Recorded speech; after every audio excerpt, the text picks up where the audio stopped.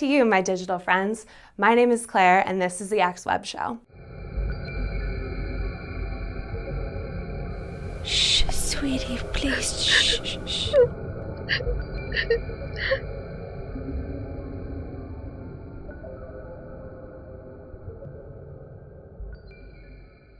Who's afraid of the big, bad, dark web? Well, the simple answer is we all should be, but not for the reasons you might think. The dark web is many things, some terrible, some illegal, but it also has several practical and industrial applications. So, what really is the dark web? Is it the most wretched hive of scum and villainy this side of Mos Eisley, or another function of the internet with an undeserved reputation? To find out, let's unbox the dark web. The dark web is a component of the internet that is not accessible to the general user. These are what are called non-indexed sites. This is usually due to the nature of their content. It is all made intentionally difficult to find, making it attractive to people of a dubious nature. Now normally, when you want to hide things from prying eyes, you put them under lock and key, some kind of encryption. Common websites protect their content behind a username and password. That ensures someone without proper credentials from getting in. But on the public internet, the server gets my IP address, which tells it where and maybe even who I am. How do I keep the server from knowing who I am? If you want to view a website and not be viewed in return, you would use a program, such as a special browser, to access a private network, like Tor. These network systems send a request to different servers around the world to make the origin of that original request difficult or even impossible to pinpoint. Before we go any further, it's important to understand that the deep web and the dark web are not the same thing. The deep web, despite its foreboding name, is not an inescapable abyss filled with nests of hackers playing chess with the NSA. It is simply a name that refers to web servers not indexed by search engines. These are servers with websites under development or hosting internal websites for companies. Not very exciting if you're thinking of the Matrix. When it comes to the dark web, many of the tall tales that make up our perception come to us from a fruitful land called Reddit, or the dumpster called 4chan. Now, myths are persistent usually because they have a kernel of truth.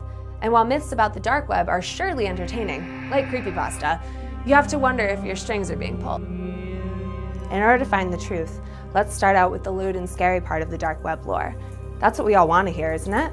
The campfire stories? No. Grab your popcorn, it's time to explore.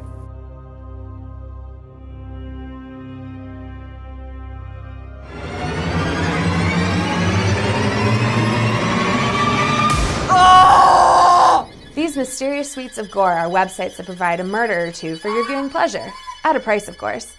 Believe it or not, this is kind of silly, because if you really want to see someone killed, it's unfortunately not that difficult. You can find videos of murder and gore fairly readily on the standard internet if you use the right search terms. Rumors about red rooms are usually third and fourth-hand examples of what someone else supposedly saw. So, if you want to see the devil in all of us, don't look so hard. Maybe try the nightly news instead.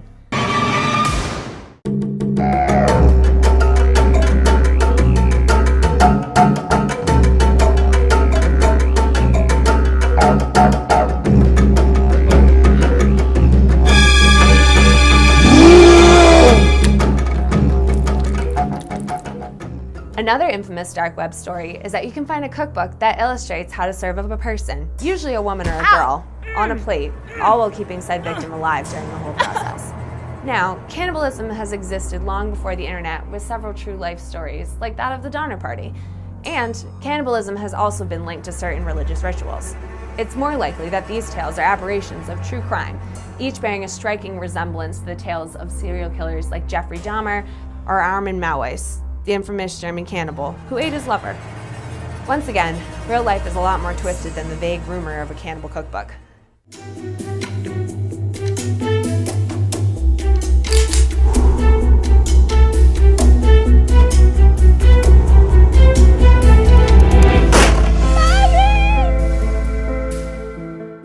Is your neighbor driving you crazy? Hey, baby. It's time to search the dark web for a hitman to get the dirty deed done cheap. Of all the myths on our list, this one is actually true. You can actually find websites and ads for hitmen or hitwomen. Of course, these ads are usually little more than your typical internet scam. These sites are usually hosted by known scammers who will gladly place a hit on your bank account. So, if you want to play pretend and hire a hitman, go ahead and waste your money. Most likely, you'll find the FBI knocking on your door.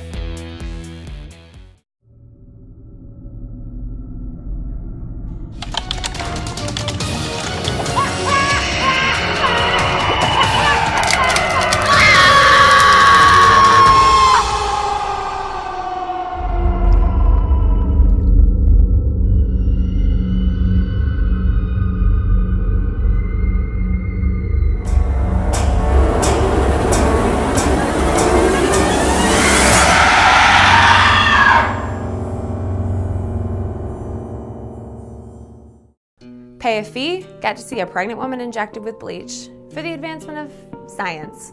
Apparently, there's a large warehouse where diabolical experiments happen for nothing more than entertainment. Although there are many true stories of scientific experiments done to prisoners or other helpless people, most of these stories come from atrocities that occurred during World War II. These are documented, real horror stories. These things were allowed to happen under the auspices of morally corrupt governments with the intent to create weapons or to eliminate unwanted populations. But did these happen on the dark web? No. Unfortunately, they did happen, and when they did, no one was supposed to know.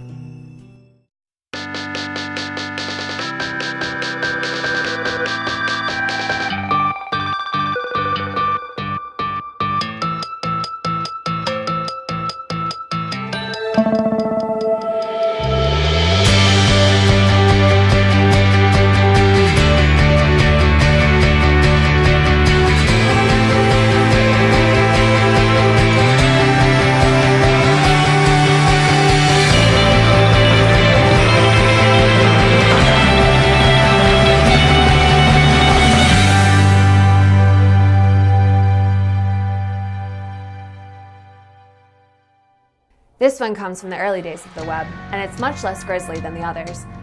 You see, if you look hard enough, you'll find cryptic pages full of coded language and esoteric puzzles just begging to be solved. Those weird coded messages that make no sense on the surface, add a little mathematical conjecture, and poof! If you solve them, you will then be given an all-access pass to Valhalla and a pint of beer from Odin himself. Do these mythical puzzles exist? Yes. Do they contain the secrets of the universe? No. The Da Vinci Code, this is not. The only secret is that when someone wants to get your attention with the promise of extraordinary, and then they sell you something ordinary. As you can see, a pattern emerges with a lot of these myths. They're usually recycled stories or scams made popular again by the allure of the dark web. Just because a con game changes addresses doesn't make it any more credible. People seem to have a natural urge to witness the forbidden, to brush with evil, but only if it's behind a veil. In this case, the veil is our screen. Like the sideshows or freak shows of the past, we want to believe that what we are seeing is real, but really don't want to be in danger. We just want the adrenaline rush. The fact is, many of these things may have actually happened, in history, in the news, but they play out in the dark and are clearly not meant for anyone's entertainment. The truth is, bad things do exist on the dark web. Child pornography is a real problem, with a significant enough audience to feed and help hide this crime. What does that really say about human beings? Farewell from the electronic universe. I've been your guide, Claire, and we hope you'll come exploring with us again soon on the ExWeb Show. If you have questions or suggestions for future videos, leave a comment below or check us out on Facebook and Twitter.